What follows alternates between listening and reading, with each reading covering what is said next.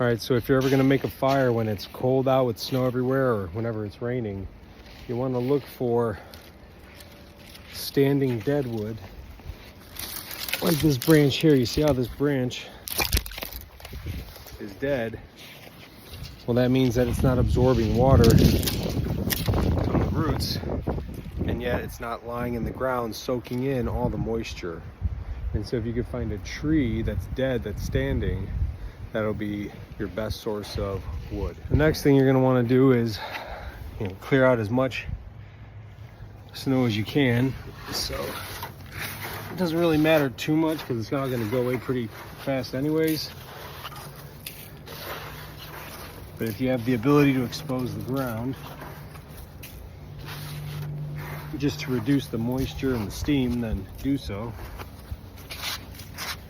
Remember, a nice fire spot is always a good fire spot. You want it nice, neat, and organized, and then you'll most likely be successful. Now after that, we're gonna have our bundles of sticks. So from all that standing dead wood, a lot of this is gonna get broken into small tinder and kindling to start the flames. I've got shredded paper too also to kind of help me cheat. I've got medium-sized log and I've got large-sized logs which have been laying down in the snow. And so it's important to have all this stuff ahead of time so you could stage it, dry it out as much as possible.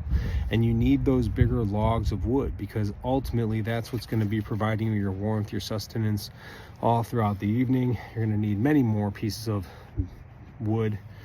And that's one of the biggest lessons I've ever learned, is that you're going to need probably 5 times more the amount of wood than you think. 5 times more the amount of tinder, 5 times more the amount of kindling, 5 times more the amount of small branches and medium sticks and large logs.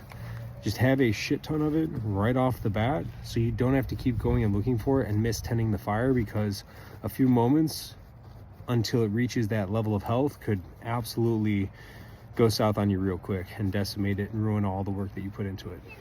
Now I also like to use bark as a platform, like a base for the actual like kindling. In this case I got shredded paper because I have a lot of it, so I'm gonna use that. Otherwise I would just break off super tiny shreds or even shave using a Gerber the edge of a stick or some dried out standing dead wood, because that's going to make that really good fire starter. But if I can get it off the ground at all, then I definitely will.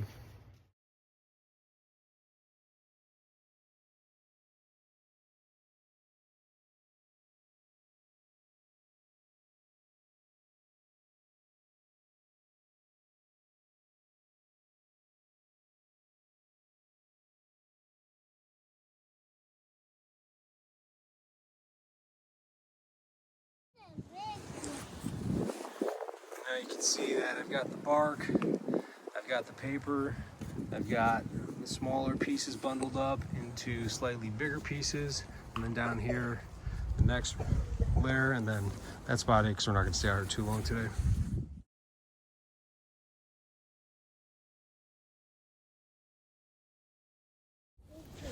Now the way that I started this off is as a teepee, and I'll usually do that because of the accessibility to all of the different little kindling in there and the different tinder. And then I'll build a cabin around that teepee once that teepee gets going. But you'll see here is that I've got the small pieces. I've got a lot of paper down there, but I've got the smaller pieces on the bottom, larger pieces on the outskirt. And then I've got enough room in between them to where they're breathing well, the flames can fan a good burn onto those twigs, and yeah, hit up the cabin around it.